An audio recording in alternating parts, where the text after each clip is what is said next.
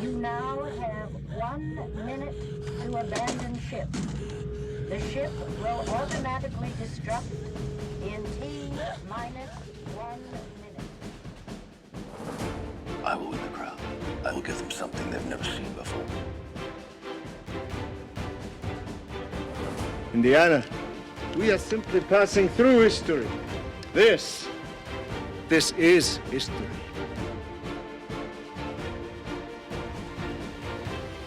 Hold on to your butts. Now, what should we talk about?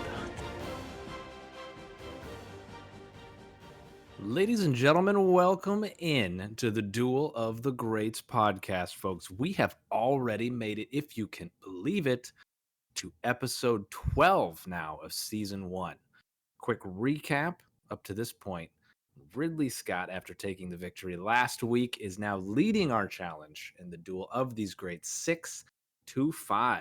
So, big week. Can Spielberg take back and pull back even with Ridley Scott? We'll find out as we discuss this week's theme, which is Stranded. We have Steven Spielberg's The Terminal that came out in 2004, and we will pit that up against Ridley Scott's The Martian, which came out in 2015. So, guys, these two movies, actually sometimes with our themes, we the movies might be a little disparate, or I should say even something like Saving Private Ryan and Black Hawk Down, right? Like they're still two pretty different war movies as far as war movies are concerned, right? But I feel like these two movies are actually really quite similar. So that'll be interesting. What were your guys' first experience with both of these movies?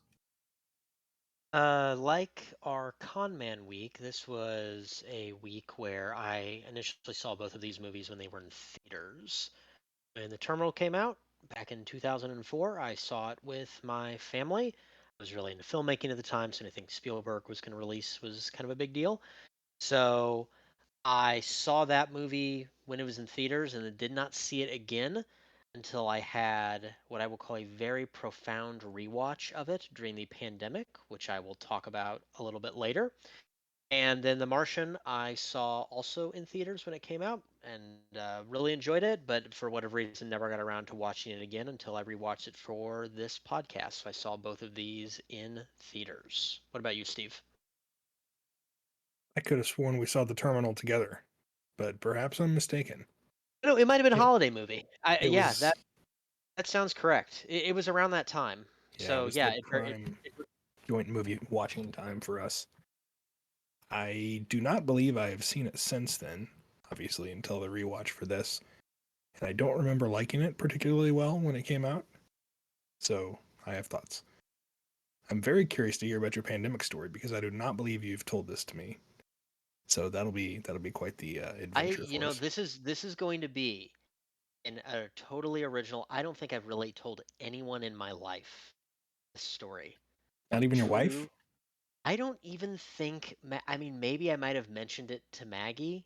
I'm not sure. We had a newborn baby at the time that I rewatched this movie, so that my emotions might have been getting a little bit to me. But I'm getting ahead of myself. I will talk about it in a little bit. Jeff, We're really getting or excited. rather, back to Steve. What were your experiences with these movies? So that's the Terminal. The Martian, somehow I didn't see it in theaters, even though you'd think that's right up my alley, space flight, Ridley Scott. However, I watched it. My wife and I have a tradition on Valentine's Day because it's always chaos when you go out around that time. We try not to go out on Valentine's Day just because it seems silly to spend that much money and dress up and do all that. So we go out some other time. Regardless, we do fondue at home and watch a film. And one of my favorite ones that we've done was The Martian. For whatever reason, that was when we decided to watch it. If I recall correctly, your love for Ridley Scott, while I believe always present, wasn't fully realized until this film. Like, I remember discussing this movie with you and talking about how much you liked it, and then that kind of snowballing into you finally realizing that Ridley Scott may be your favorite director, which then, of course, was the seed of the idea for this podcast that we eventually got us to right here, right now. It's fate. So It's destiny. there it is. It is one of my favorite movies. I have a list of, I think we recorded something. Maybe we'll drop it in your feed, folks, where we each talk about our favorite movies. But it's one of my favorite movies, and I consider my movies my favorite. Not necessarily for the best movie ever or whatever, but it's something that I can watch again and again and again and again and never get sick of. And this is one of them. Did you read the book, Steve? I did after watching the movie. Okay, I'm not see, sure what I would have thought the other way around. I had read it before. I believe you recommended it to me before the I think film yeah, even I came think out. yeah, that's kind of how this came about. Did maybe I implanted that love of Ridley Scott Look at without this. knowing it? Whew. Wow, Circular. it's a I full love circle. it. More Yeah, so power. I'd read the book before, and Ouroboros. I really liked the book, and then I ended up. What about you, Jeff? So I also saw both of these movies in theaters. It's interesting, Nate, to hear you talk about some of these movies kind of from this time period for Spielberg, where I feel like you and I probably start from our prepubescent years up until maybe college, maybe had a pretty similar sort of like philosophy outlook on films, and then you took it to the next step and was like, hey, I'm going to go to film school, and I chickened out and became an accountant. So You guys, that's sorry to where interrupt, but sorry, you two have very similar views on movies, both just not necessarily in the outcome of how you view things, but the way you think about them, and that's part of the reason I wanted to get you two together, and I'm glad it worked out. I will say this for our listeners. I have discovered that Jeff and I love a lot of the same movies at the exact same time that you would hear it. So, like when you were talking about your love of The Aviator, which is also one of my all-time favorite movies, like we literally found that out together as we were recording the podcast. So I do think there's kind of a period of time there where our souls were in sync, if you will. yeah, look at that from afar. So that's it, it all comes back around, right? But so I saw both these movies in theaters because like you were saying, Nate, with especially this period, right? I think I've talked about it before, but this the 1993 to 2005, decade plus stretch for Spielberg is kind of like right in my wheelhouse there for a lot of my favorites of his. And so this is in the time where my love for Spielberg is just kind of in overdrive, and anything he puts out, I was going to see. You were not going to stop me from seeing it opening weekend. So I went and saw The Terminal opening weekend. Enjoyed it. Thought I liked it probably more than a lot of the. Not that the reviews were bad by any means, but they weren't like. I mean, Spielberg had been on such a hot streak up to that point, right? Because we've gone through the list, but you go from Jurassic Park to Schindler's List to Lost World and Amistad were a little bit, dropped a little bit there in terms of recognition, but then back to Saving Private Ryan, and then it was AI, and then War of the Worlds, and I guess War of the Worlds was after Terminal, but Catch Me If You Can, that's the other one. So just one after another. So I was like, yes, I'm absolutely going to see this movie, and I did. And then The Martian I also saw in theaters because even though I may not be the Ridley Scott guy like Steve is, I think just similarly as Steve likes Spielberg, I also still like Ridley Scott. He's one of those. There are certain directors, right? Certain actors, certain directors, certain writers, maybe even depending on who you are. But that just if they're involved in something, I'm gonna perk up, right? My ears are gonna perk up, and I'm paying attention now, right? That Leonardo DiCaprio meme, right? Now you have my attention, right? So if Ridley Scott is attached to something as a director, it's going to have my attention, just like Spielberg would. So I was like, The Martian, okay, Matt Damon, not always my favorite, but can be very good, and he was very good in this movie. We'll probably talk about that later. But a fantastic cast, right? So I was definitely like, this I am going to see. Jessica Chastain she's an all-timer for me. She's not only is she's just really talented, but anyway, and she's gorgeous. That helps. But I was gonna say, I feel like you're hinting at something else. I was like, should I? I was like, okay, yeah. Throw it out there. I don't think she'd be offended if she's listening to this podcast. So Jessica, if you're listening, please come on. I thought you meant your wife, but no, Jessica Chastain surely is fine with this praise. I think Jackie thinks that she's more attractive than I do, so we're good there. But anyway, we're getting off track. We're getting off track movies, here. by the way, just loaded with bombshells. Yes. We got Jessica Chastain, Zoe Saldana, Catherine Zeta-Jones. Thank you. I couldn't remember her name. Yeah. So, I saw both of them. We're nailing the diversity and inclusion here. But I've got it. I don't know if we'll get to it. So I wanted to point this out that I just thought this was funny. Okay. In the terminal, Diego Luna is in there of future Star Wars fame as he became Cassian Andor. Mm-hmm. And he, in the movie of The Terminal, is courting Zoe Saldana of Star Trek fame, which she went on to star as Lieutenant Uhura in the Star Trek movies. And part of that courting and their relationship involves Zoe Saldana's character being a Trekkie in the movie. That blew my mind when I rewatched this was 5 years before she got into Star Trek and 10 years plus before Diego Luna got into Star Wars. So I thought that was a pretty fun little connection there.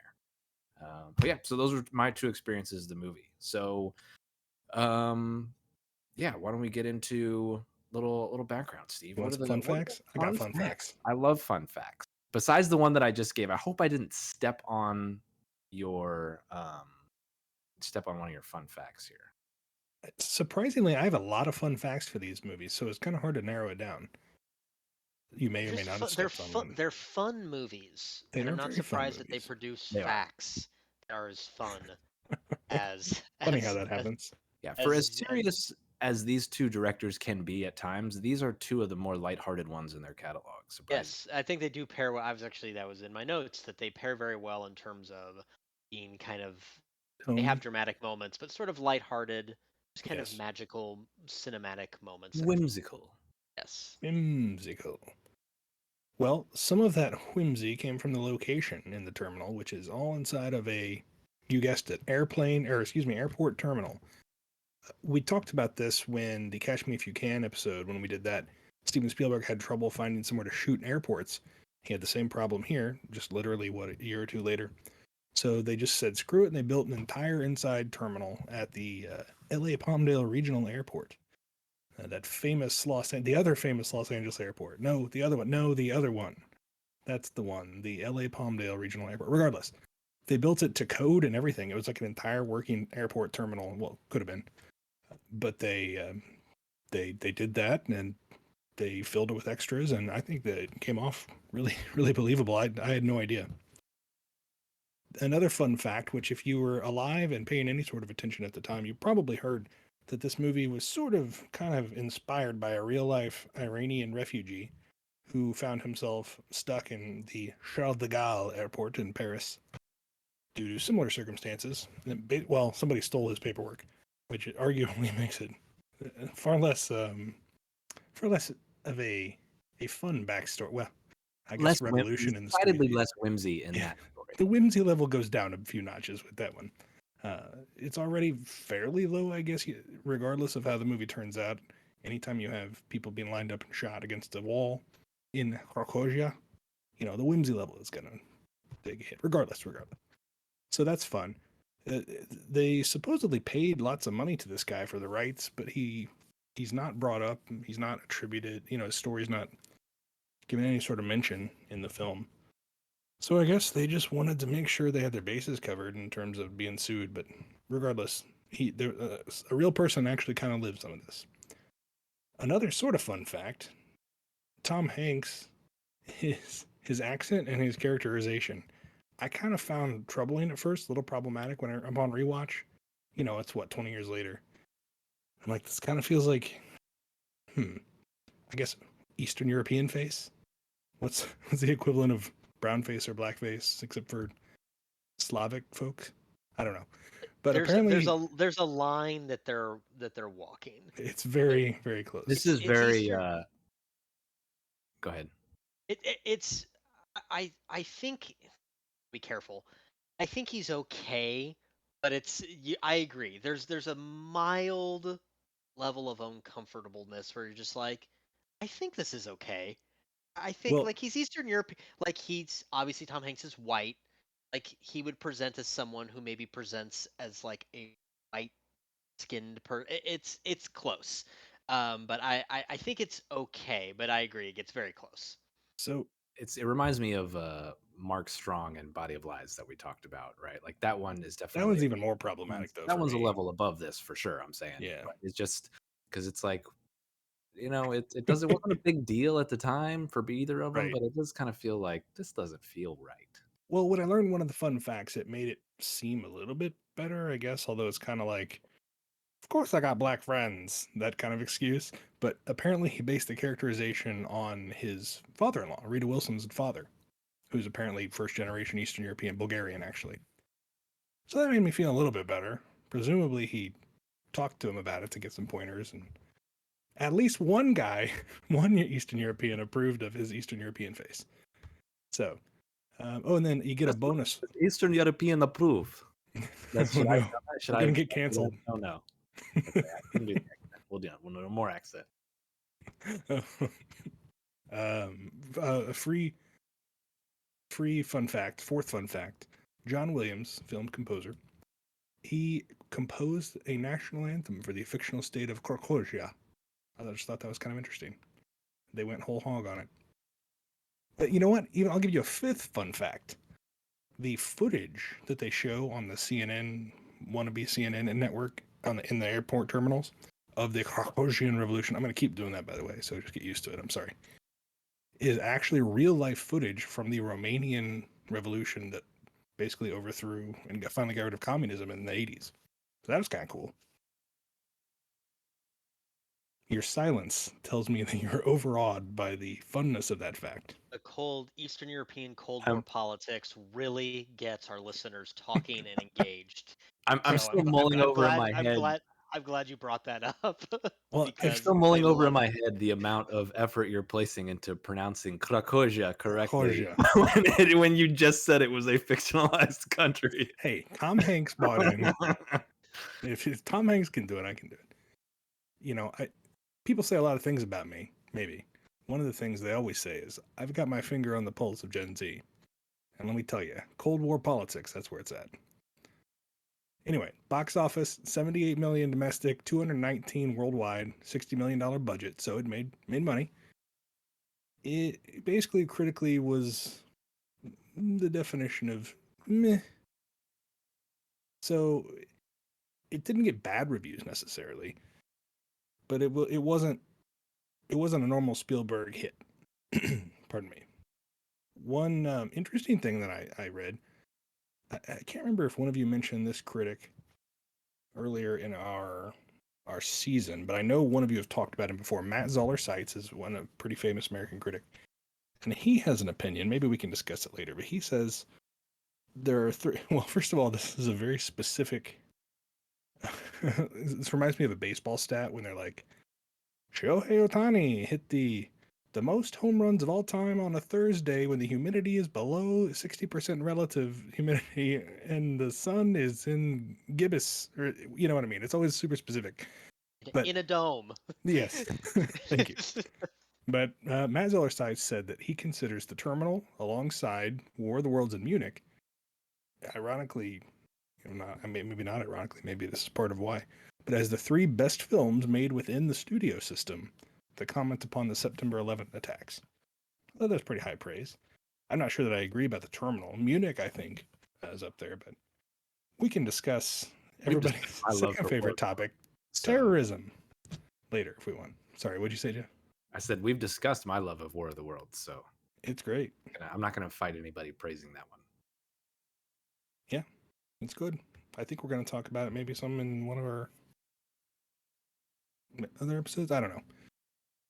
I couldn't find that this movie won any awards of any substance whatsoever, so it just kind of came and went.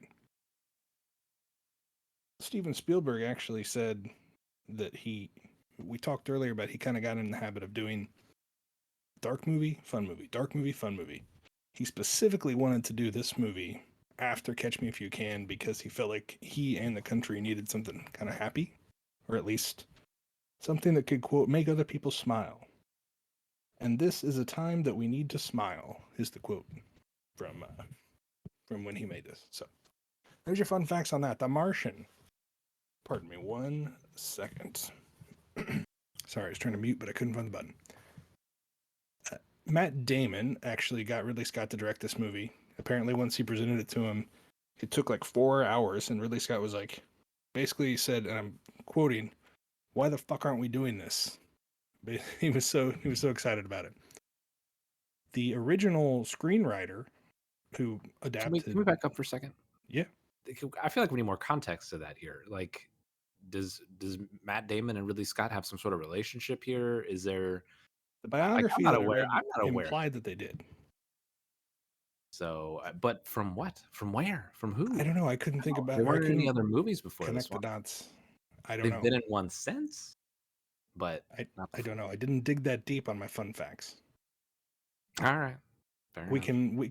Some historian you are, but go ahead. Hey, the original. I may have dug deeper when we had the original format, but now it's just quick hit, bam, fun facts in and out. So I didn't choose to go much deeper. It did. So the context, though, in which it said that he presented it to him, that Matt Damon presented it to Ridley Scott. It said it was after he called around a bunch of directors he knew and liked from working on other projects, and so that does make me think that they knew each other somehow. But who knows? Sorry, something in my throat. All right, next fun fact. Oh, sorry, I didn't finish with that. The first part of that fun fact. So the screenwriter Drew Goddard, who also wrote, and I don't know if he directed, but he wrote Cabin in the Woods. It's a very good horror satire. He adapted the Andy Weir book and was originally going to direct the movie, but he dropped out because he got the surefire, no doubt offers to do a Sinister Six movie, and to keep working on that Daredevil Netflix show. He was going to take it over, apparently. Both projects were canceled, and by the time he came back around, Ridley Scott already had this in his hands, so you kind of feel for that guy. Anyway, there's a couple other fun facts, but they're mostly about production. I think I'm going to wait and talk about those as we proceed into the film. I will hit this one though. Would you guys have guessed, just if someone asked you, gun to your head, before we talked about this, what is Ridley Scott's highest grossing movie? Would you have guessed The Martian? Because if you didn't guess that, you would have got shot in the head. It blew my mind. I think it's one of those things that makes sense when you hear it. I don't know if I would have guessed it, but then when you hear it, it's like, well, inflation, like movies generally kind of make more, we think of like Alien as being this huge hit, but like it probably in the context of today's money wasn't a huge hit. It makes sense. I don't know if I would have guessed it, but it makes sense. I still think Gladiator would be number one, but it wasn't. It was this. That's true. Gladiator would have been a good one, but yeah, like you said, especially with like Alien and Blade Runner today seem like they're these tent poles of Hollywood. But yeah, when they were released, they were just they had to be almost rediscovered to be the classics that they are today. So yeah, so that kind of plays with the perception a little bit. But that's a good point on Gladiator. Those are definitely Gladiator, maybe Black Hawk Down, just because war movies tend to do well. Yeah. But well, yeah, it blew my mind when I first saw the number. 630 million, by the way, worldwide, on a budget of 108 million. When I saw that, I was like, that's got to be really high up there. And so I started digging, and it's his highest. So, and that's just for that kind of a movie, that's a big number. Like there's some stuff that happens, but it's kind of a talky movie, like it's not. Yeah. When you think of like space astronaut movies, it's not nearly as tense or as action packed as even something like Gravity. So that's interesting. It's one of those. Well, we'll get into it, but to me, it's very much more than just what it is on the. What's the cliche? It's more than the sum of its parts. It's like everything is just so well done that when it comes together, it's dang near perfect. Anyway, critics agreed with me, as they normally do, and gave it almost universally positive reviews. It was nominated for 7 Oscars, including Best Picture, nominated for 6 BAFTAs, including Best Direction for our boy Ridley Scott, who's never going to win. Side note, Jeff and I talked about this at lunch. This was going to be his best shot this year for Napoleon. And then boom, one weekend, Barbenheimer. We're recording this the weekend of Barbenheimer, by the way. Greta Gerwig and Christopher Nolan are both going to beat him, right?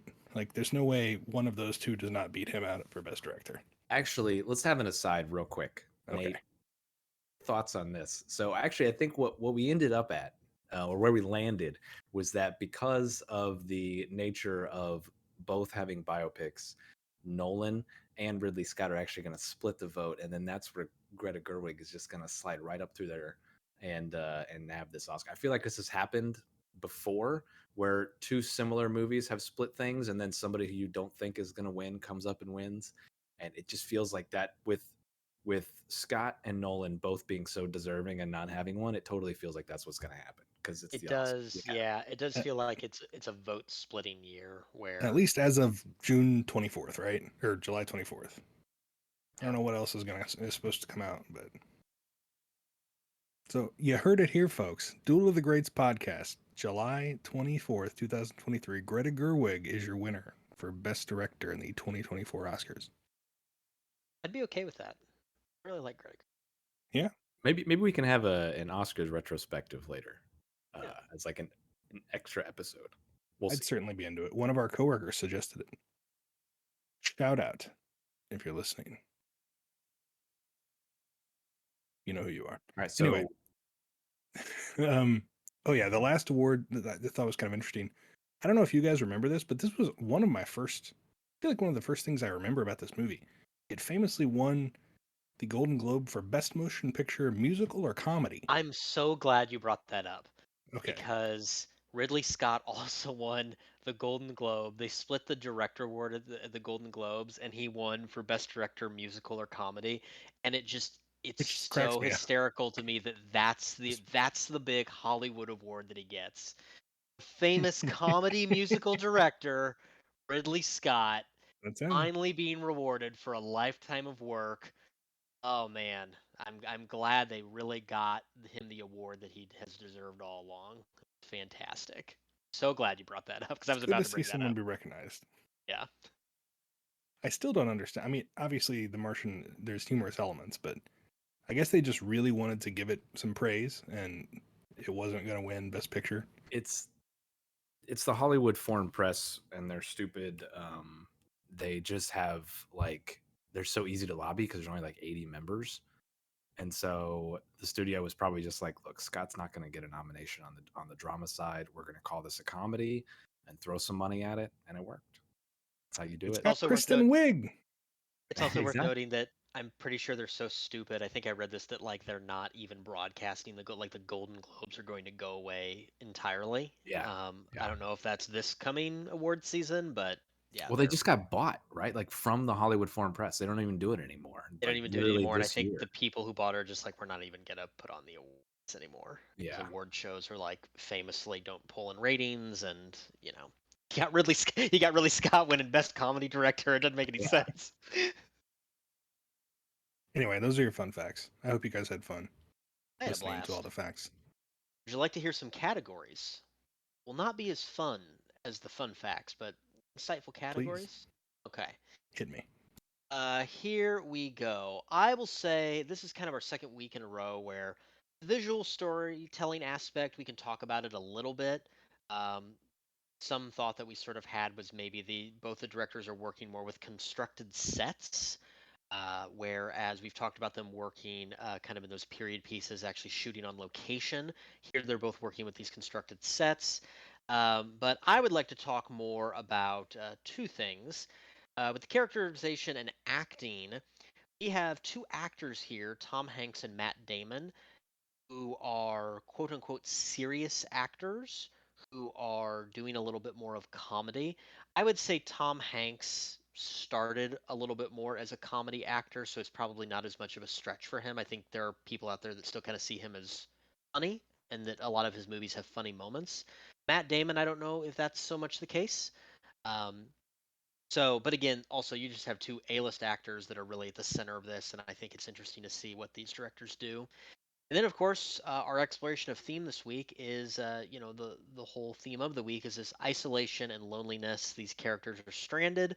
They are stranded in very different places and in very different ways, and are kind of constrained by different things. They also both exhibit, in different ways, kind of exhibit sort of problem solving.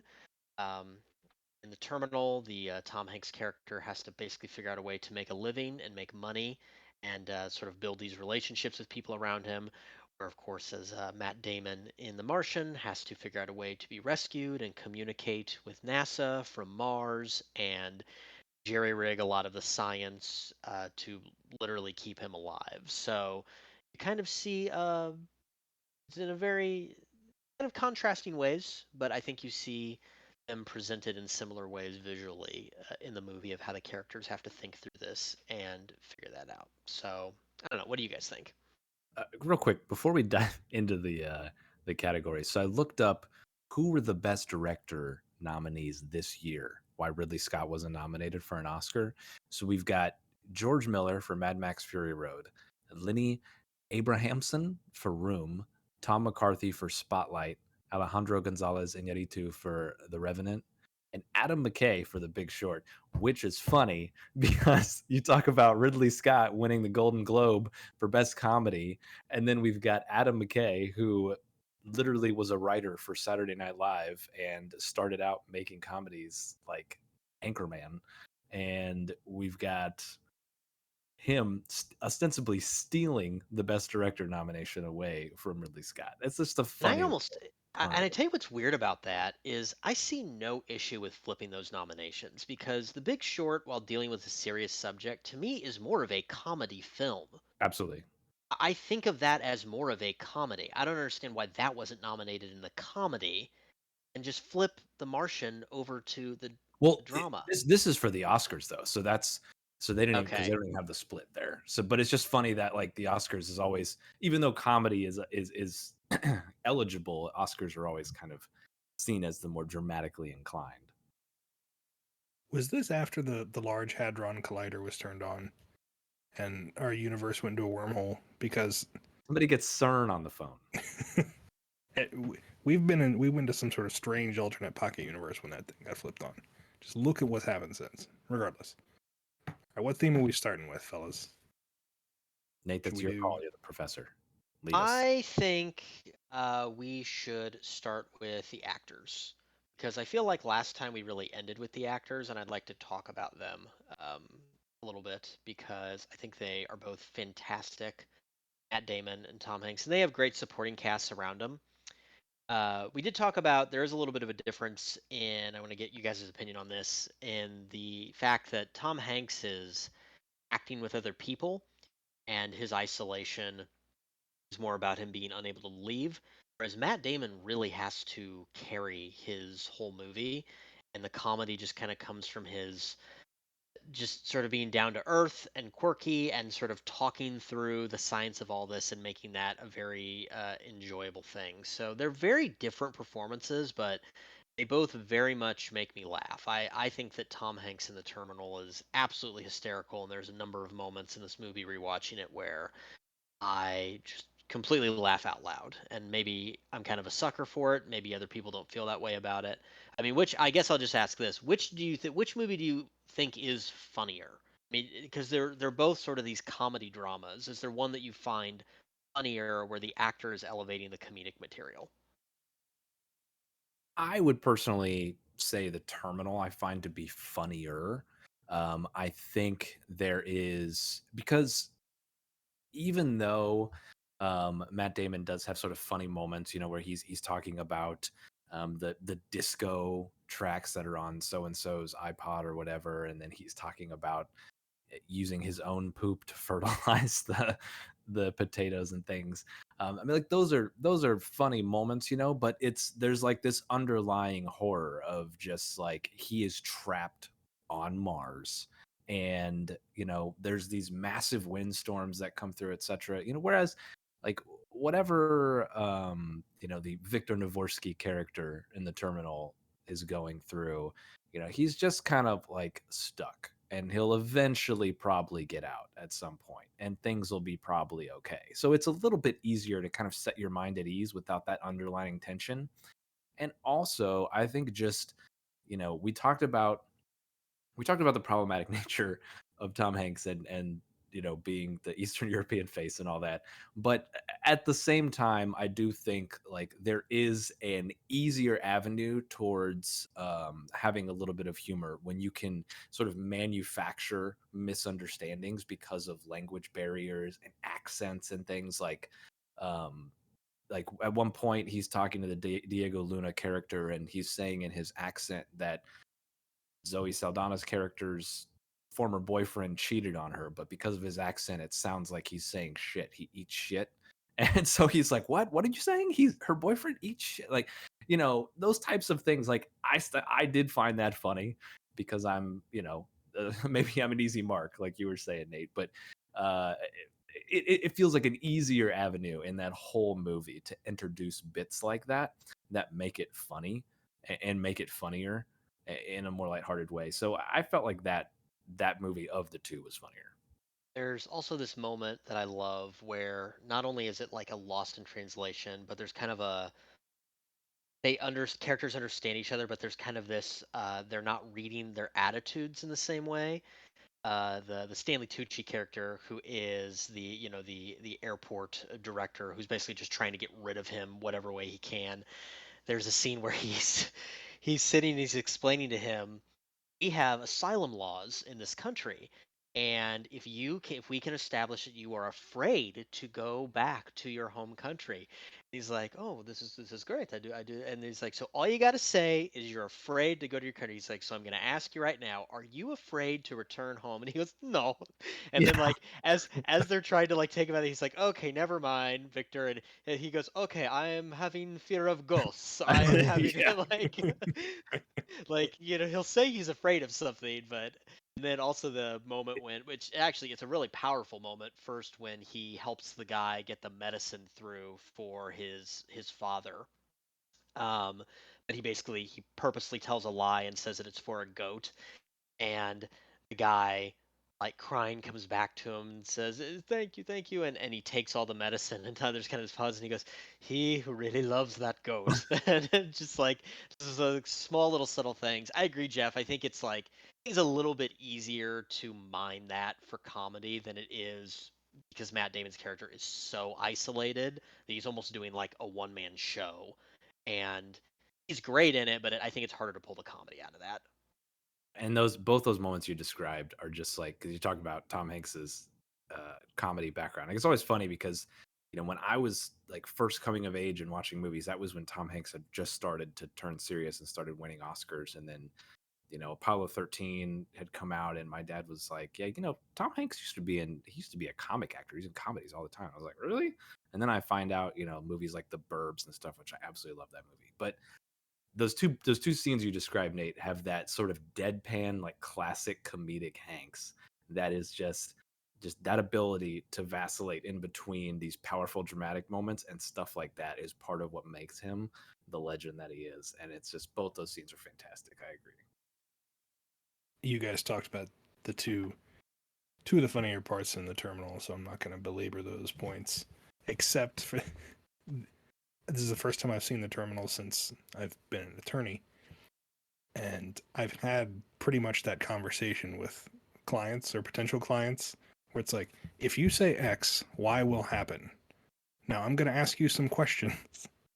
And almost invariably something like what he did will happen. So it's like, oh my God. I laughed out loud during that part. Also, Tom Hanks has a really good but understated physical comedy presence, I feel like. And he had me like literally laughing out loud sometimes when he kept coming back to Zoe Saldana's line, holding his papers and stuff, and just the way he moves. I even think the dancing after he has done the woodwork and the painting on the wall, and Yeah. he's like shimmying backwards, and he turns around. There's like this whole crew of construction workers. He's like, oh, and he's like gets scared. Like even just that little dance, that moment kind of, it just, I don't know, it cracks me up. He just has that ability, I Yep, think, he's great. in a way that other actors don't. And he really is underrated as a comedic actor now. when it's funny because you mentioned, of course he did start that way. My first memory of him, honestly, is Forrest Gump and movies after that. So I never really knew him as a comedic actor, even though there's funny parts in that. But on the 4th of July, my wife and I watched A League of Their Own, and I'd never seen it. And I'm like, he's really funny in this. Like, Yo, really, really hold up. funny. You had never seen You'd League of never Their seen Own A until League of Their 20 days Own? ago? Correct. Oh my I god. know. And it's Wow. now Millie was has seen that movie before you. instant 5-star, 5 out of 5 stars. I mean, it's a Oh, I fantastic absolutely love movie. that movie. We watch that It's all the great. time growing up. We watch it with Millie. We got her to like it. It's fantastic. I know it's one of these. I'm like, I can't believe I haven't seen this. But I have a Dottie Henson Funko Pop. they make Funko. Anyway, all right, we're not going down this route. I want to watch this show. Brandon, our producer, said that the show is good, although I think it got technically canceled. They're still going to do the second season, but it's funny you say you have a Dottie Henson crush because I kind of think I have a crush on That was Gina Davis. I said I had Funko Pop, not a crush. No, but Brandon has a crush. Oh, Brandon has a crush. Oh, my bad. My bad. But after seeing Thelma and Louise and then seeing this, I'm like, I don't know, man. It's all about Gina Davis. Anyway, I love my wife. If you're listening, I love you so much. I miss you. She's a tall drink of right water. now. She is. She is very tall. Anyway, back on track. The Martian, I agree. It suffers. The 1-2 punch the Terminal has is the Lost in Translation accent thing, and the stakes are so much lower. So yeah, it's easier to be funny, I feel. And I think part of the reason The Martian succeeds, I believe, at least in my mind, is the dialogue and the way that his character narrates through things, and it makes it interesting to see one guy doing stuff all by himself. But and a lot of that tracks the book, I think, really well. But I don't think some of the dialogue is very funny. Some things that are supposed to be like really, really funny don't really land for me. They're more like, huh, I smiled, but I'm not rolling on the floor. Like, for instance, that disco song, turn the beat around, starts playing at one point on his log. I don't know what the name of the song is. And he's like, no, I will not turn the beat around. And that's kind of funny, but it's more like, great. And then the whole space pirate bit towards the end is a hilarious observation, but it's more of just a, I'm smiling thinking about that, not necessarily, God, that's the funniest thing I've ever heard. Yeah, and it's one of those things where it's like it's hilarious, or it's not. It's funny to people who think that sort of thing is funny, right? Like if you're that into, if you're a super smart astronaut who happens to know about maritime law, then that's a humorous little thing to chuckle to yourself about. But yeah, it's. I felt more like the Jessica Chastain character, right? Where there's the scene where Michael Pena is that's his name, right? Michael Pena, that character. Yeah. Okay. Where he is communicating via computer with Matt Damon's character, and he's saying, it's like I love the way they were ragging on each other. Rat boy type stuff where they're like talking about how much they hate each other and wanted to leave them behind and everything. And Jessica Chastain as the captain is just like, oh, don't say that. And you can see she's so like embarrassed, and she truly feels bad and everything. And that was kind of like I felt that, So it was yeah. I like their it is kind of funny banter, and I did kind of make me smirk at the same time, but I was also just like, there's when you say like, oh, we really wanted to leave you to die or something to that effect, then it's just like, I mean, considering they kind of did, it's one of those things where I thought he was funny gone. because it's true. Yeah. I don't know. Anyway, so yeah, I think we're all in agreement. The Terminal is a funnier movie, which was not one of the categories, but I'm glad you brought it in the vein of the acting. I'm glad you brought it. Yeah, falls I into think in vein of the acting. Characterization category. I mean, like we talked about, these are both funny movies. I mean, they're both one won an award for best comedy. Best comedic director. I think it's funny because we talked about how Terminal kind of has this natural advantage in the comedy factor, whereas when we look at the theme of isolation and the theme of being stranded, like The Martian is going to have that natural advantage just because as I think all three of us have kind of already stated, the stakes are so much higher there, and it's so interesting to see him get, because like it starts in the most like abject hopeless way, the book, if you ever have read the book, the opening line of the book is something to the effect of like, "Well, I'm fucked." Like that. That's literally the very first line of the book, because of where he starts. He has a very limited food and water supply. He's going to run out of food. He's going to run out of water, and he's basically kind of just going through this list of like, well, here's how I'm probably going to die. Um, it starts at the lowest of the lows, and for him to basically be able to kind of think through it, I think even if you're not a scientist or not into science, I think it's more interesting to see his isolation and to see his problem solving and how he works his way out of that, and particularly how he gets to a place where he can communicate with NASA and actually communicate that he is still there. So, in my opinion, The Martian kind of wins that just because it has that same natural advantage that the Terminal has with the comedy. Yeah, I would agree with that. Like, there's the when it comes to Matt Damon's character in The Martian, there is a scientific hurdle that he has to get over in order to save himself and stay alive until he can be rescued.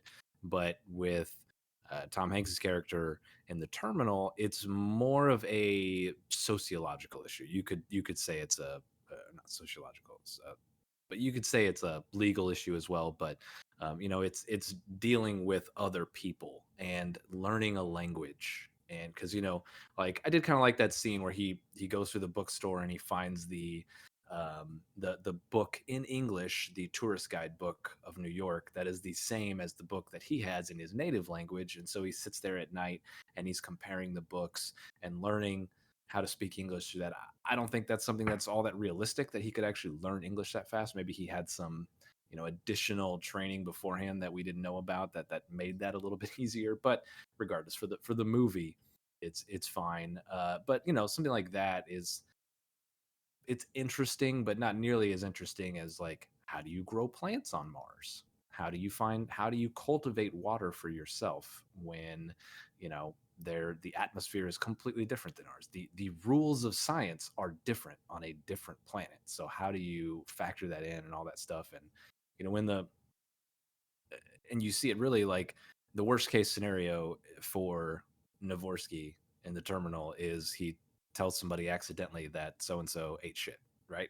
When all he means was that he cheated. But in The Martian, worst case scenario, I mean, besides death, but coming right up to it, is when he miscalculates the oxygen levels in his greenhouse or whatever he was making, and the whole thing blows up, right? So then he has to start from scratch essentially all over again, and this whole thing sucks. So yeah, there's just those sorts of things contribute similarly to, like you said, about how The Terminal is easier for comedy. It's definitely easier to have that sort to um, really mine the idea of being stranded, being alone, having to fight through those obstacles just to stay alive. Whereas staying alive never really felt like a huge concern for Tom Hanks in The Terminal, but it was obviously the one and only concern for Matt Damon in The Martian. What would you guys rather eat? Ketchup and saltines or poop potatoes? If you had to choose. Poop potatoes. I would go with the ketchup and the saltines. Even if the potatoes weren't made of poop, I think I would still, or were not fertilized with poop, I should say. I still think I would pick they look more appetizing, if I'm not going to I lie. think just saltines. I wouldn't even need the ketchup. I think I'd rather He eat did. He salt. kind of made it worse, didn't he, by putting the ketchup Yeah, in there? I think I'd just eat saltines and drink a lot of water as opposed to eating just potatoes with no, because really all he has is the ketchup. If I could have like butter and all this other kind of stuff, I'd probably go with a potato, but no, I think I'd go with the saltines. It's a tough dilemma. And That's what I've and then learned from this exercise. when he gets when he finally gets some money from returning the carts. First of all, harkening back to nearly 20 years ago when a junior Whopper or burger from Burger King was only 74 cents Right?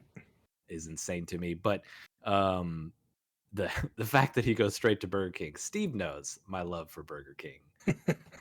I we try not to eat fast food that much, and so I don't get to eat it that often. But when I do go fast food, I do So like the Burger King. We can just wrap this up now. Jeff's voting for the Terminal because the prominent Burger King placement.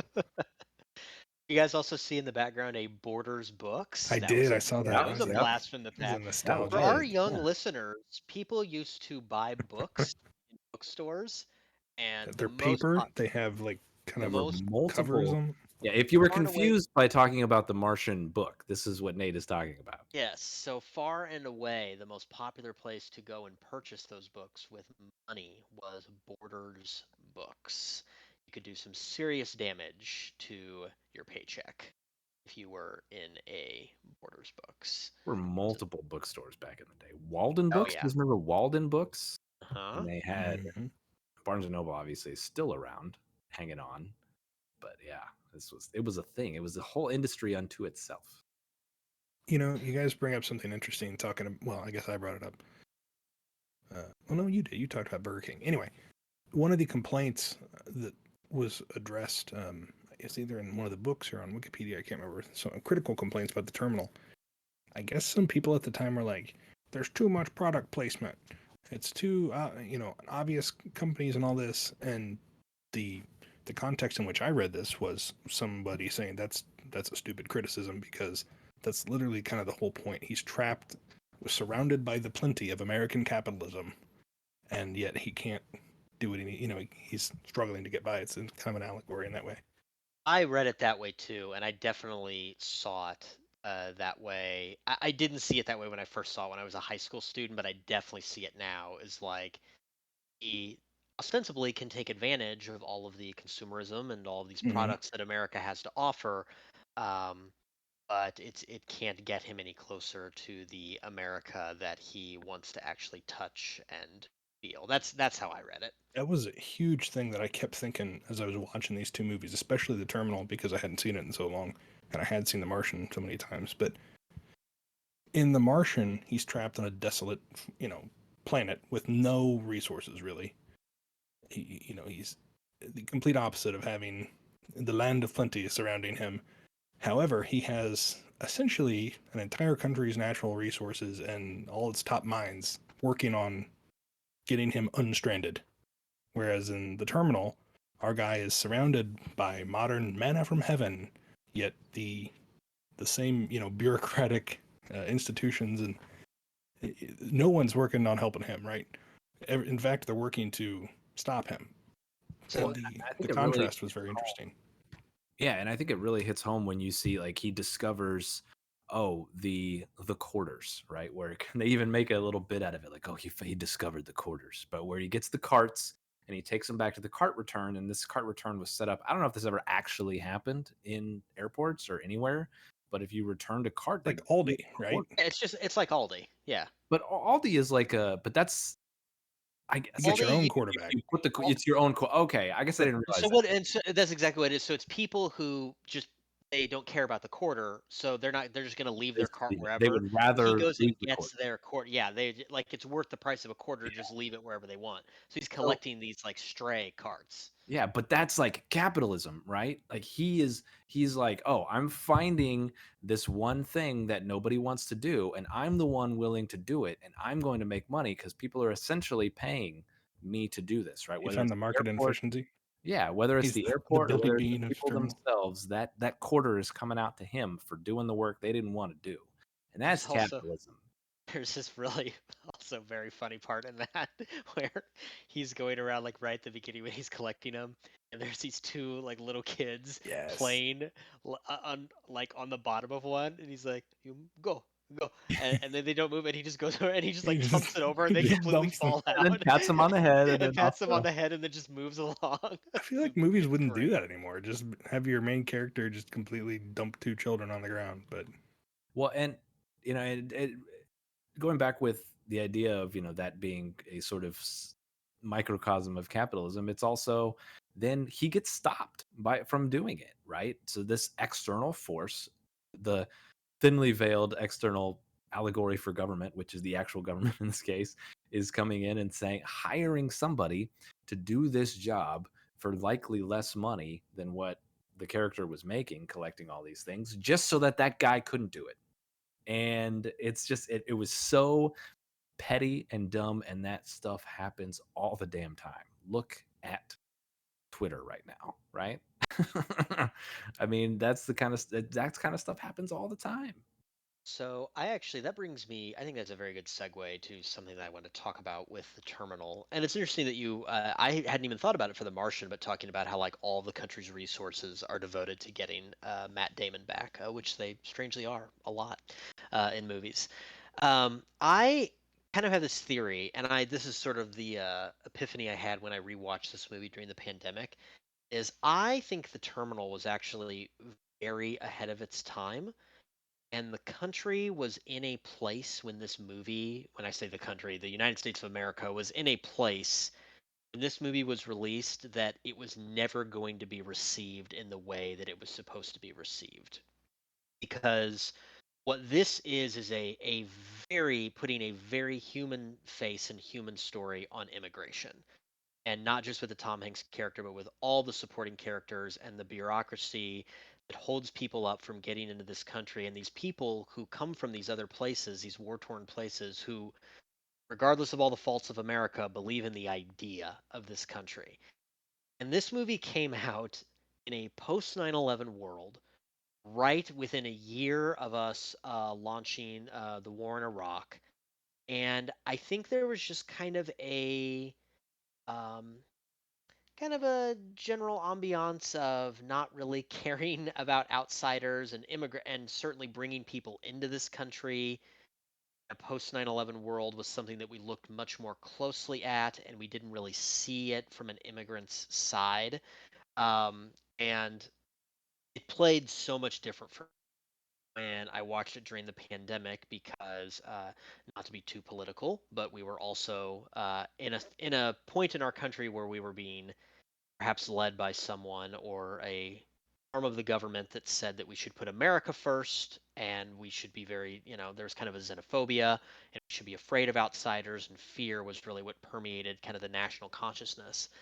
And this movie, I think, really speaks against that, and it really puts this human face on immigration. And again, not just on all these obstacles and hoops that immigrants have to jump through to get into this country, but that they want to. That that people come from other places because they really, really want to. There's something about this country that they want to see. In this instance, the Tom Hanks character has this. I really nerd out over this, and if you didn't know, like, it's kind of one of those things. I think maybe people didn't know enough about it, but there's this famous photograph called "A Great Day in Harlem," which has um, like all of these famous jazz musicians, and of course that's the plot of the movie that he sort of reveals as he's trying to get the last autograph of this person, who, and it's the guy plays himself. Who is it? Ben I Eagles. want Benny Golson. Yep. And he plays himself. And when I was in high school, I wasn't even familiar with the photograph. It didn't really mean anything to me. I went to college. I actually took a great jazz in cinema course. And I became much more familiar with the photograph, and jazz is kind of this uniquely American invention. And I feel like his desire to get that last autograph really represents some of the best of what this country can be and the idea of what this country can be. So I don't know your thoughts on that. That's one of my profound thoughts of the day, is that I just feel like this movie was way ahead of its time, and it was never going to find the audience it needed to find in that immediate post 9/11 world. I think that's a really astute point. I had never thought about it that way, and I do think if you were to make that movie today, I think there would be things that would be different about it. But I do think that there's a world where I think they would have, in some of the areas where the movie was intentionally trying to criticize. I guess the caveat is I don't know if Spielberg would go further than he did, because he's always been Spielberg, and that's he kind of toes that line just as a matter of course. But if a different director perhaps took it, and the parts where there was an intentional criticism, I think if it's made today, those would go harder than they did 20 years ago, and I think they would be better received, even as pushing further. So I do agree with that point. That's really interesting. Well, And and I don't think, to illustrate your point, Jeff, like, I don't think it would be Tom Hanks in the no, starring role. Yeah, You know, be like this is Joaquin like, Phoenix or something like that.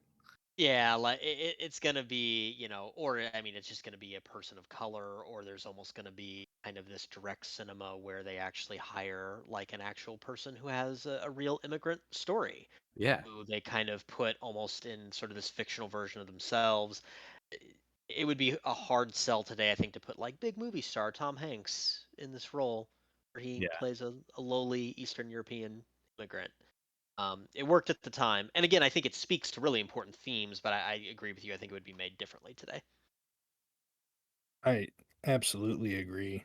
I think part of the reason, to be clear, this is me speculating based off some of the reviews I read from the time period, kind of opened my eyes to this, and then also just the sheer fact that the story it's based off of is an Iranian man.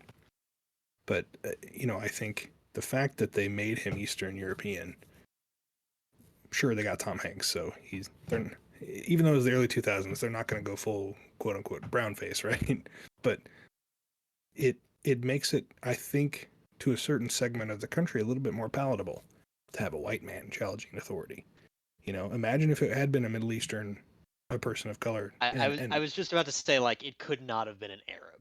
Like, right, if it would have been an Arab, not in this movie would 2004, this right, would have courted huge right. controversy, and it just wouldn't It, have. it's crazy, but yeah, this movie is, I think you're right, inseparable from the time period in which it was made. Also, just because it was post 9/11 and the security apparatus had stepped up so much around airports. I mean, not to sound like a baby boomer or something, but before that, you could just walk right onto the plane pretty much. And here it's very much there's security everywhere. They're tracking everything. They're watching it. That's very profound about what you were saying about immigration and what that means for America. Yeah, I never quite. Well, I only seen it 2 times, and so I thought about it a bit in that context this time, but not nearly as deeply as you did. And I think that's a very good point. You're making me reconsider my choice. A little foreshadowing here. So that's a good Well, argument. It's a good argument when it's making you rethink your ultimate conclusions. So before before we get off the characterization category, there's something I do want to bring up, and it's something that's been unintentional to the starting of this podcast that has been an unintentional theme throughout nearly every episode, and that's the treatment of women Oh yeah. characters in both these movies by both these directors. And I want to say that I do not think these are shining moments for either director in terms of how they are. And I think that is no reflection on the actresses involved. I think they all did the best with the material that they have, but I just don't think that they're given all that much to do and in a valuable way. Like I want to start with the Terminal because the Catherine Zeta-Jones character, like she is a fantastic actress, right? And she does really well with a really weird sort of spotty, weirdly written and poorly developed character, and she does the best she can with it. But the movie kind of falls apart for me whenever she's on screen, and they introduce this sort of romantic element, and then like the whole point is that she's a mess, and she says I'm such a mess, in the movie. And it's just like this huge thing that it's so cliche and it's so dumb, and the only reason that it doesn't completely destroy the movie is because Catherine Zeta-Jones is good enough to save it.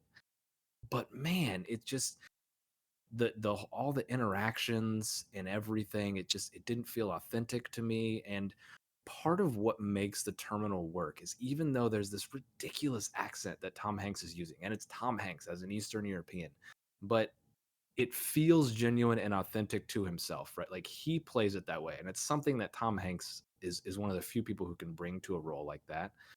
But just those interactions, and there is that level of authenticity between him and the Zoe Saldana character and Diego Luna's character, and even Chai McBride, I think is the name of the other guy, and I'm not sure what the janitor, what his name was, the actor. But um the there is that level of genuineness between all that, but just that falls apart for me with the scenes between he and Catherine Zeta-Jones and her character. And it just I'm like cringing when she's on screen. I think that's kind of the point, but I also think it's worse than what the intention was behind it.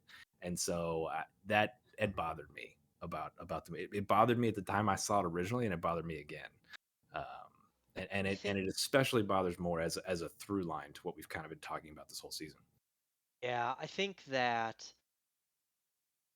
I agree the romance is very forced. I don't think that because I've been very critical of Spielberg's treatment of women.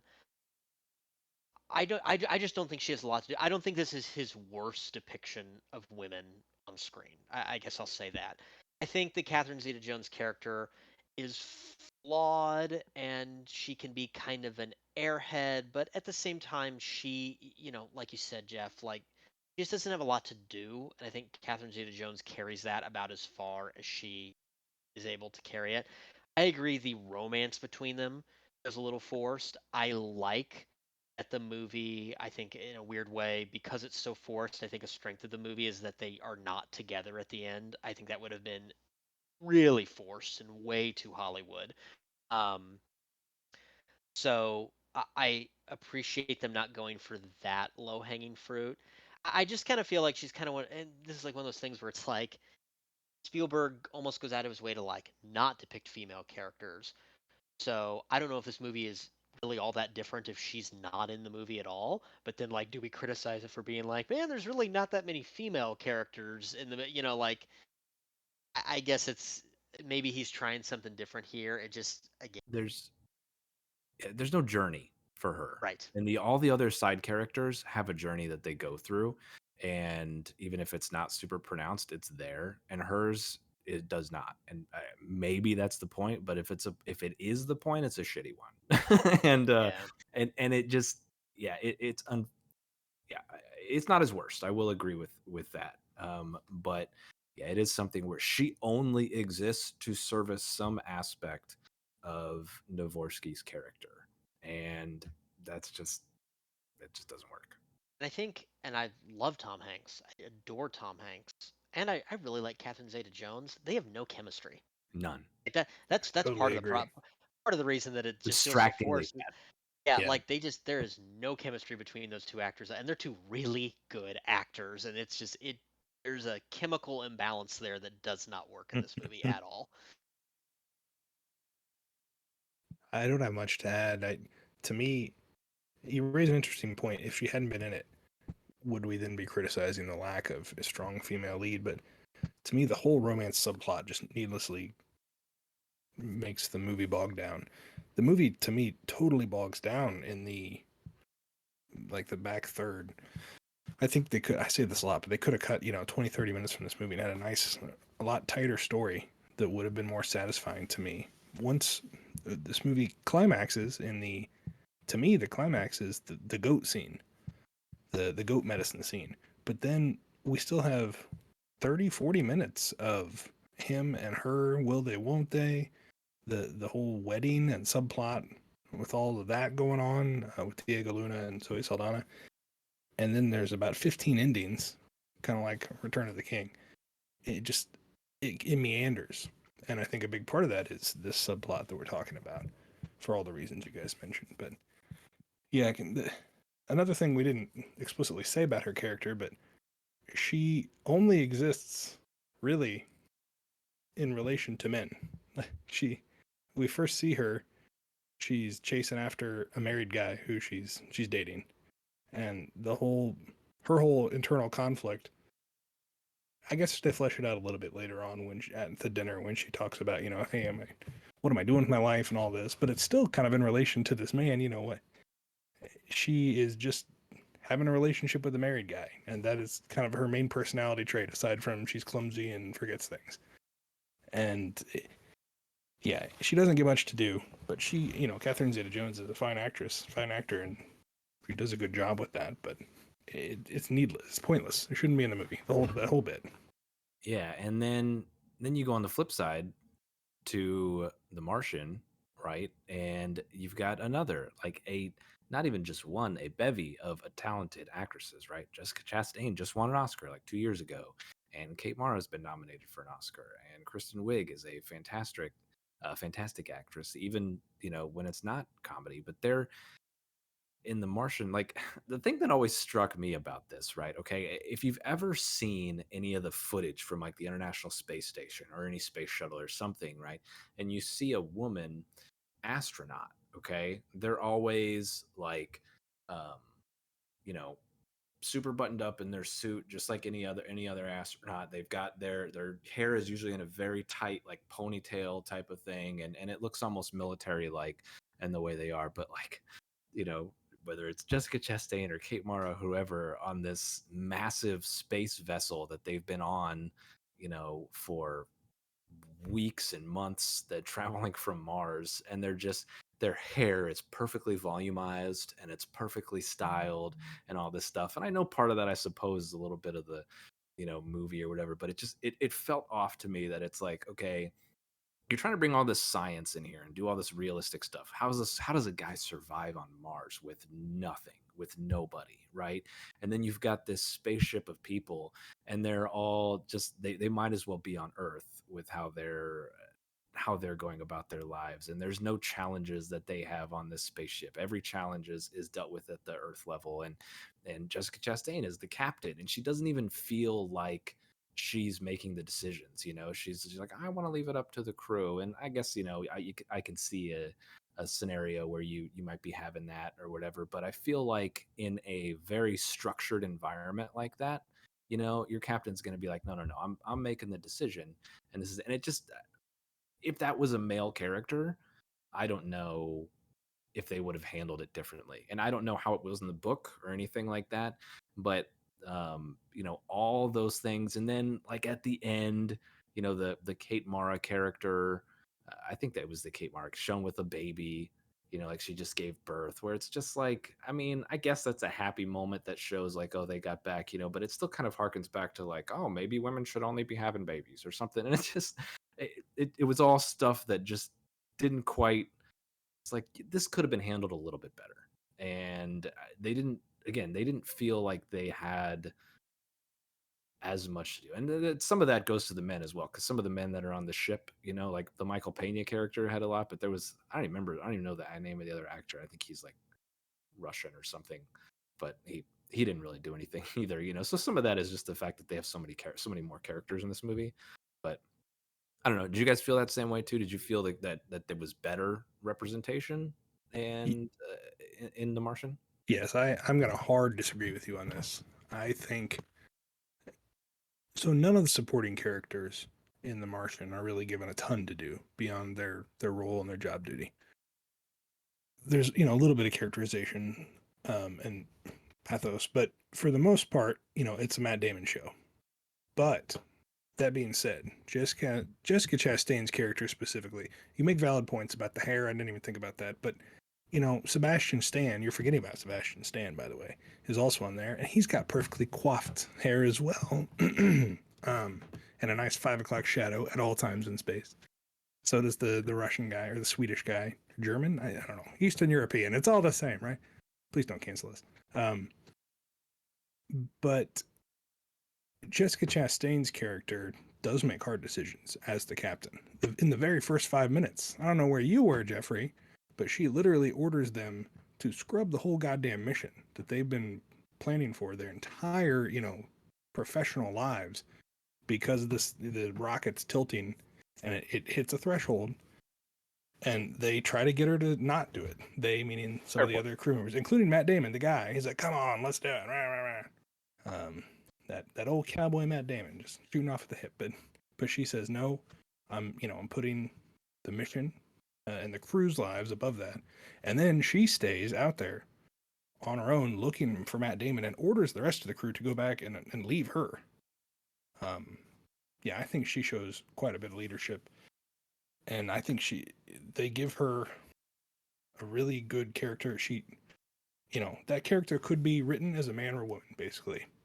And that's really true kind of equality, right? I mean, she nails it as a strong, confident person, and she just so happens to be a woman. Now, representation matters, so I'm glad that she is a woman in this, and showing that anybody could be a captain and make these hard decisions. So I love that. I think specifically her character, I think it's not Ridley, or excuse me, Ripley, but Ridley Scott, Ripley, whatever.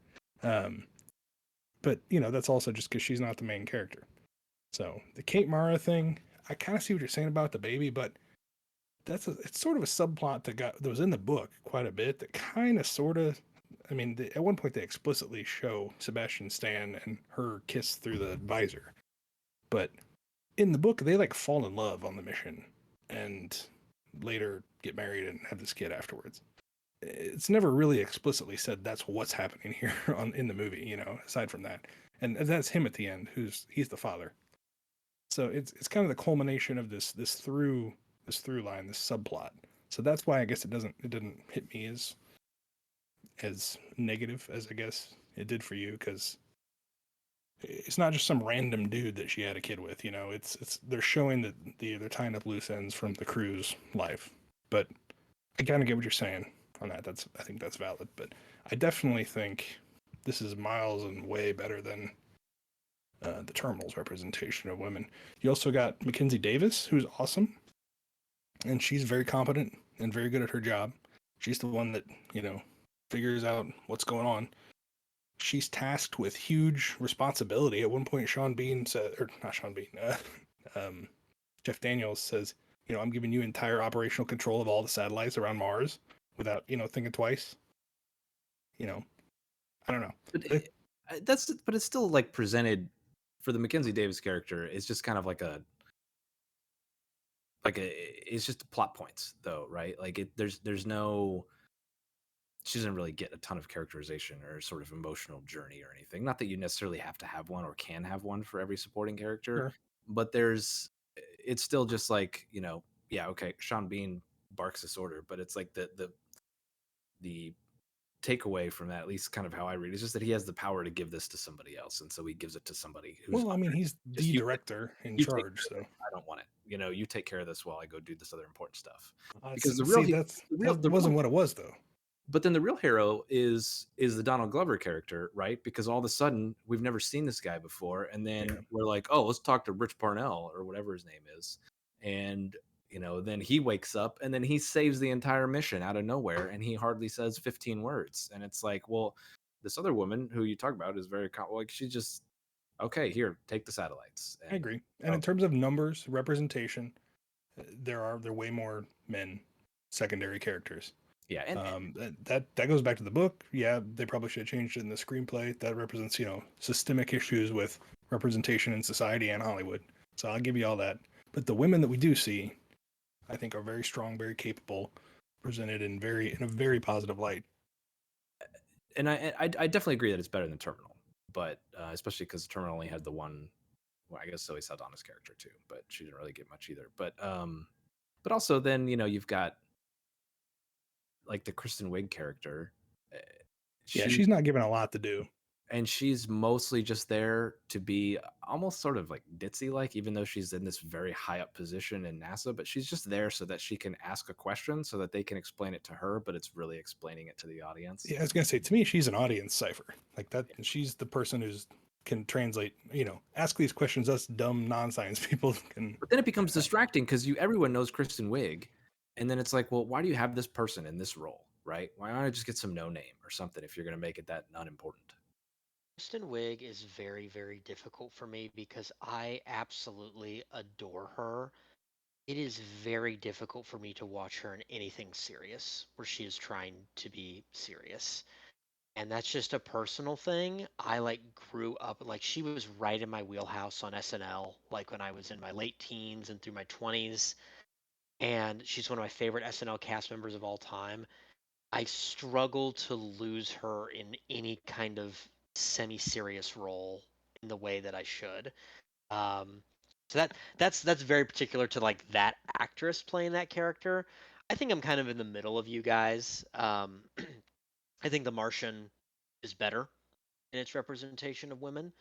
Um, I'm not so sure that I lean to either side. I think that women are just cast in these female roles and in The Martian, and they fill them out in the best way that they possibly can, as the screenplay allows. Um, I'm not sure they're overly confident or strong or competent in the way Steve is saying, but at the same time, I don't think that they're just complete pushovers. Not that Jeff is saying they're pushovers, but that they don't have a lot to do. I'm kind of in the middle. I would almost think that that's like a tie in terms of like how we talk about it. It's definitely better than the Terminal. I agree with all of you that it's the Martian is better than the Terminal in that regard. I can agree with what you're saying, and Jeff, what even kind of your, like we just talked about some of your complaints, but with one exception, the Jessica Chastain character. To me, she's the one that really is like. They even make comments about how she's like such a tough. She knows what she's doing. She's competent. She's a tough leader. She's not going to let you bullshit. I don't know. I think her character in particular is a very good example of. I think like they talk about her that way, but I just don't see it play. Like the beginning scenes, I kind of forget about. Where you're right, she makes. We're only throwing away 5 years of our life to put the crew's life over them. But like, I don't know, the scenes where they're making the decision about whether or not they should go back, and they're talking the discussions and everything, and she's like saying like, oh, don't say that or whatever, and she's kind of giggling. I don't know, maybe she's just joking or whatever, but it's like if she's some hard ass or whatever, and you're in a life or death situation and your captain says don't say that, I mean, I don't know that I care who you are. I'm not gonna say it. And they all just kind of like, whatever, I'm gonna say it anyway. And then go behind her back and they do this plot. Like it's just, I don't know. They don't go behind her back. They do it with her knowledge. Oh yeah. Right. I'm thinking of they go behind NASA's back. Yeah, she's integral in the. Easy. You will not blaspheme Jessica Chastain on this. Hey, nobody loves Jessica Chastain on this podcast more than me. I promise you that. But I'm just saying, your boy did her dirty on this movie. I totally disagree. It wasn't that bad. It really. But I do think. The screenplay is the problem. Right? Yeah. I don't. Yeah. Or casting. Like some of these people where their gender is irrelevant. They, why not add more women? Yeah. But. All right, where are we? I'm curious I'm curious where you guys are going to land this week, because I have a very definitive answer this week, but I want to hear yours first this week, and then come through with my professor film knowledge and knock you both down if I have to. I don't know. Right. Jeff, would you like to start? I'm very curious. I'm gonna go with The Martian, and I do that because I think that it's just a better movie overall, and I think it's both movies I think are actually really like watchable and rewatchable.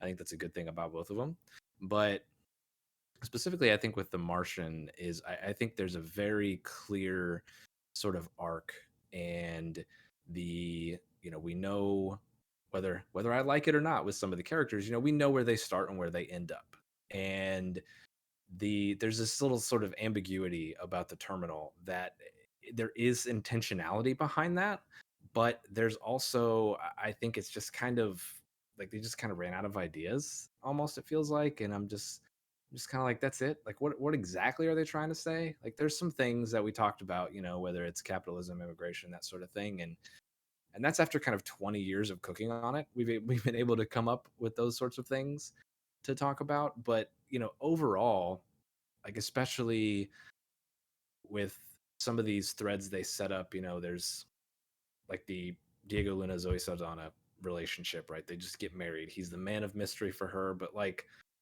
she's literally never met the guy, and Tom Hanks's character gives her a wedding ring. Yeah, that was. Yes. I feel like we missed a few steps there, right? Yeah, so it's like, what sort of state is she in that she's going to say yes to that? And why does he think that's a good idea in the first place, Diego Luna's character? So, stuff like that could have been maybe fleshed out a little bit more, and it would have felt like a more complete film. But it just, as it stands, it just kind of feels like there's something missing to it. Not that it's just there any specific scene that I think they should have filmed or something like that, but just the whole thing comes together and you're just kind of like, it feels like that extra piece is missing. Whereas The Martian has just a just fantastically satisfying conclusion to it, to, throughout. And you get that kind of ending, and you get that sort of, both of these are feel good to an extent, but I don't know, seeing Matt Damon back on Earth and then teaching a class at NASA for prospective astronauts about, hey, here's how you deal with what I went through or what you could be going through, right? That hits me and makes me feel really good to a much greater degree than Tom Hanks getting that final signature for the jazz musician, that the last jazz musician of his father. Like, I admit I still get emotional thinking about that, because that family father son type relationship is very powerful. But then to the same degree, I also felt a little bit more manipulated by the terminal and how it used some of the emotions. And this goes back to the Catherine Zeta-Jones character again, right? Like how she was set up and that whole relationship was set up.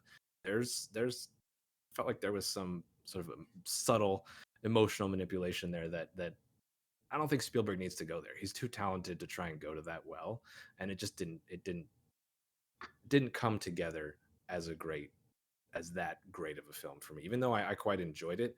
But then I look at The Martian and I'm like, this is a fantastic movie. Steve, you said at the beginning, 7 Oscars, like should have been nominated for every one of them, probably more. So I'm gonna go with The Martian this week. I won't keep you hanging. I'm also going with The Martian, as I hinted at. I feel like the deck's kind of stacked against the Terminal on this, because The Martian is one of my favorite movies. But for all the reasons we've talked about, I think it's A better movie, and B better represents the nature of the theme. Stranded. Now, part of that is just the circumstances of the movies, right? Like we talked about, the stakes are so much higher. If Matt Damon steps outside of his hab without a helmet on, he literally dies. His blood boils and he dies. If Tom Hanks goes outside the door when a security guard is not looking, he's committed a crime, arguably, but he's the literal atmosphere around him is not going to destroy his life. I also think why do we want to watch a Stranded movie in any case, right? Why do these movies inspire us? Robinson Crusoe, things like that. And I think The Martian, while both characters, they continue to try and they work the problem, and whatever it is pops up, and they keep, for the most part, they keep positive. They just keep moving forward, which is, that's the most human thing we can do, right? It's like, the world sucks, things are bad, shit happens, but you put one foot in front of the other and you just keep going, And to me, The Martian, maybe because of the way they attack it with the science and, breaking everything down, here are the problems, we have to solve X, Y, and Z. To me, that better encapsulates that.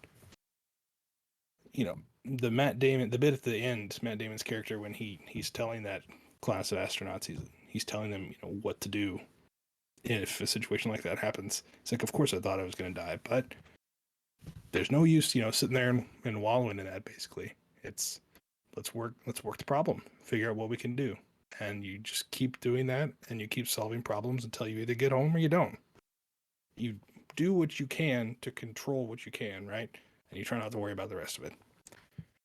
And that's, along with the hard work of a lot of people and the resources of entire two nations, right? Get him home. Whereas the Terminal, the central conflict, now this is really reductive, but the central conflict is guys trapped in Terminal because of international circumstances, right? That problem is solved without he doesn't do anything. Krakosia winds up reverting back to some sort of republic or whatever. Now, there's the whole thing about him, he still has to leave the Terminal and all that.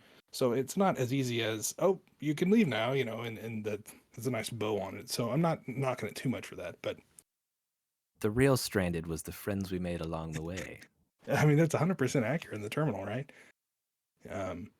Anyway, for all those reasons, going with The Martian. And Ridley Scott, by the way, this is the most Ridley Scott movie.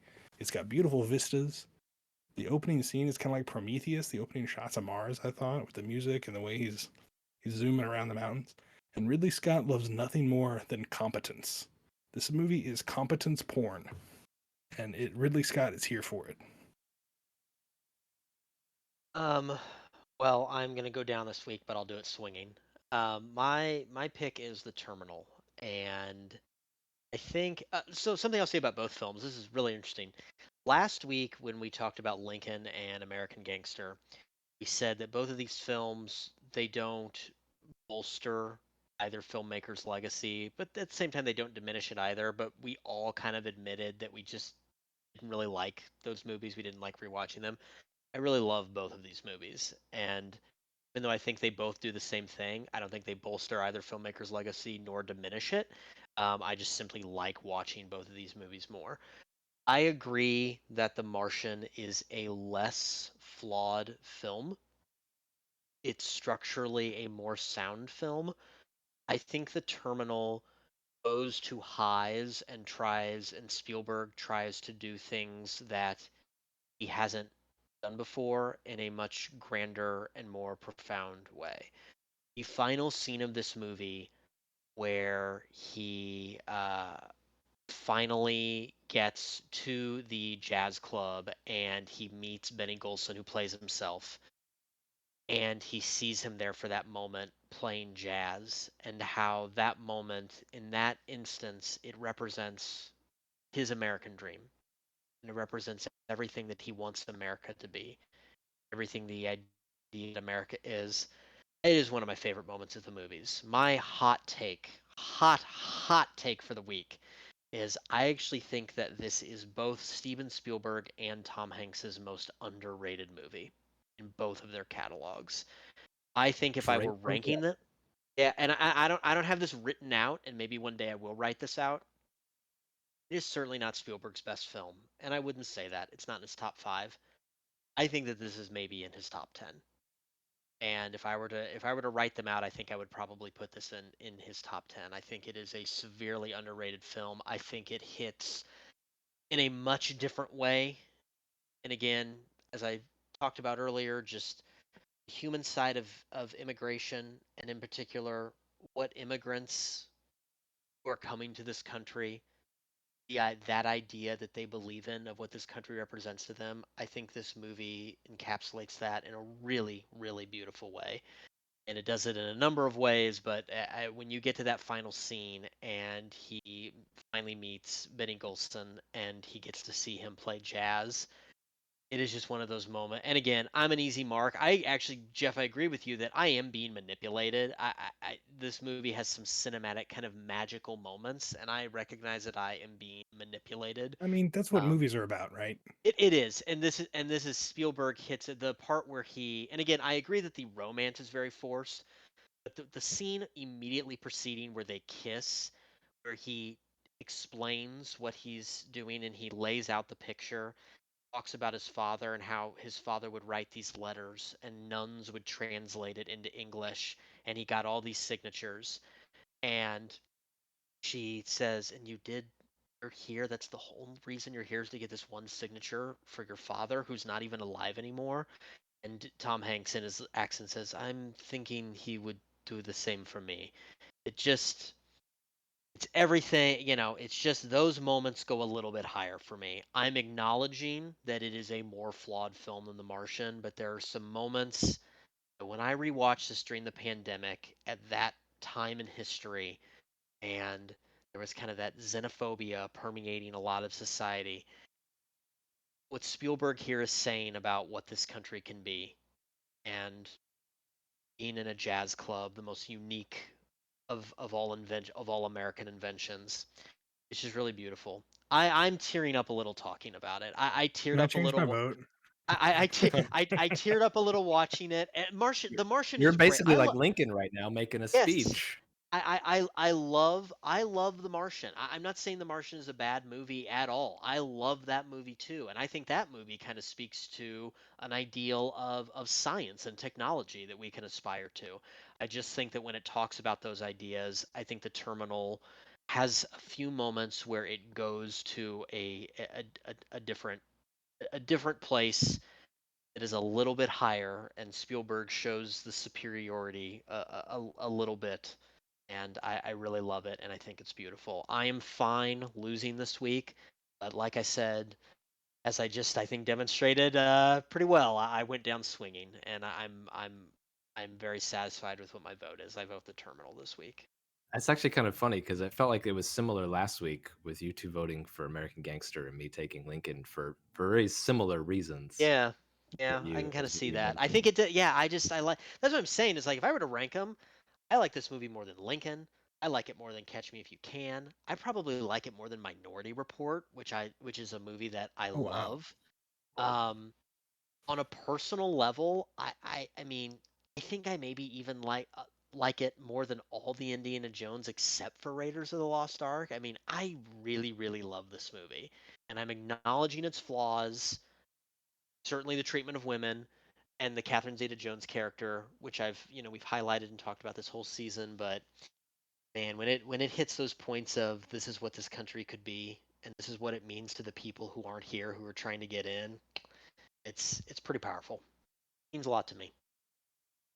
Well, you've certainly made me appreciate the movie a lot more. I mean, I'm being sincere. I when I watched it again, I don't think I looked at it with as much of a critical lens as I could have, obviously. And to me, it was an easy pick until I started listening to your thoughts. So I appreciate I that. will. That's what I love about this podcast.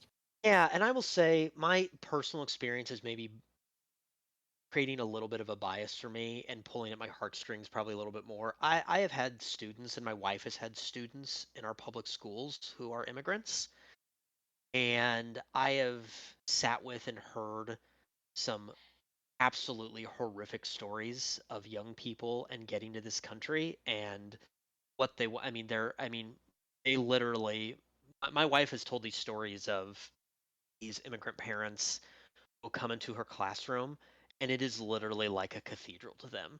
They will come into a child's classroom and look their mouths agape at all the things that like public education is provide. I mean, it is in every way the embodiment of like what they did to get here so that they're and so I remember a lot of those stories, and that kind of hits me in a different way. Not that that would not hit you guys in that same way. We all have different experiences, but I know that I'm speaking a little bit from my students' perspective as well, some of my students' perspective as well, when I talk about that American idea and what we can be. Well, I appreciate that perspective. Yeah, that's definitely like because I from when I saw the Terminal in theaters, I remember just what we talked about at the beginning of the show. I liked it more than I think the critical reception agreed to at the time. So I've definitely always liked both movies. But yeah, so good place to end it for this week. And that brings our tally now. Ridley Scott with a commanding lead now. 7-5, right? We've Can got we run through them again? Because I absolutely. was mistaken. I thought it was Spielberg up, but you guys are better So tally. week 1, Ridley Scott Duelists beat Duel. Week 2, Spielberg's Jaws beat Alien. Week 3, Spielberg's Schindler's List beat Gladiator. Week 4, The Counselor from Ridley Scott beat Spielberg's 1941. Week So that's 5, so wait. So just So as we're kind of going, so that's now 2-2. 2-2, yeah. week 5, Prometheus and Alien Covenant beat Jurassic Park and the Lost World. How did that happen? Well, because playing God, right? Yeah, Like yeah. No, some of these, I was actually I looking back fought at with some of you. these. I made Yeah, a big fuss about it. I voted Spielberg that week, so that's but on you I guys. but I look back. There are a couple of these that I really struggle with, and had it not been for the theme, I think I might have gone. Like I might go the yeah. other way in most Using the circumstances. theme as tiebreaker certainly colors things. Yeah. So next is week 6, Minority Report, Spielberg beating Ridley Scott's Blade Runner. 3-3. 7 was Spielberg's Bridge of Spies beating Ridley Scott's Body of Lies. Week 8 was Ridley Scott's Thelma and Louise beating Sugarland Express from Spielberg. They were tied 4-4. Week 9 was Spielberg's Saving Private Ryan beating Black Hawk Down. And then week 10, Matchstick Men takes over Catch Me If You Can. Now that's a hard one for me right there. That's one where like when I look back and I'm like, man, if not for the specific theme, I might choose Catch Me If You Can. But anyway, and then last week, American Gangster beating Lincoln, which I fought you guys on. And then this week we got The Martian. So Ridley Scott's been on a hot streak here. Wow. A Yeah. 2-week hot streak. 3 weeks. 3 weeks in a row. Matchstick Men, American Gangster, and Martian. Last 3 weeks. It's the So biggest. To quote the comparable John Candy from a masterpiece of a film, Rookie of the Year. That brings the Cubs up to their longest win streak of the year. 2. Yes. Yeah. So, but will it continue next week? Our theme is going home / growing up. Right. We will have E.T. the Extraterrestrial from Steven Spielberg, one of the most famous movies of all time, and a much lesser known movie, but White Squall from Ridley Scott. Okay, so this should be an interesting one. Obviously, White Squall made $10 million at the box office. White Squall has some ground to make up here. But again, we talk about a theme, right? So does White Squall, regardless of how much money it made, better encapsulate the theme? Who knows? We'll see. So we got 2 weeks left. So Spielberg's got to win both these weeks if he even wants a chance. We have 3 weeks left, but we have kind of a special one for the third week. We'll talk about later. But so Spielberg has to win the next 2 weeks if he even wants a chance going into that final week. So we'll see how this goes. But yeah, so that is next week. So until then, thank you all so much for listening. We really appreciate it. If you have any thoughts or whatever, hit us up on the socials. Steve, you want to run those? Sure. You can email us at duelofthegreats@gmail.com. We are on X, I guess, the Bird app, Twitter, whatever that hellhole is now, and the other major social medias at Duel of the Greats. We're not on Threads yet. I tried to get us on there. I struggled. Maybe our tech guy can help us. Then TikTok. Nate's got quite the TikTok content rolling out over there. I don't know if that's true, but we're at Duel Podcast. But yeah, if you have feedback, feel free to email us. What's up? Or let us know. And yeah, we'll be back next week with E.T. versus White Squall. Until then, thank you all so much for listening, and we'll see you next time.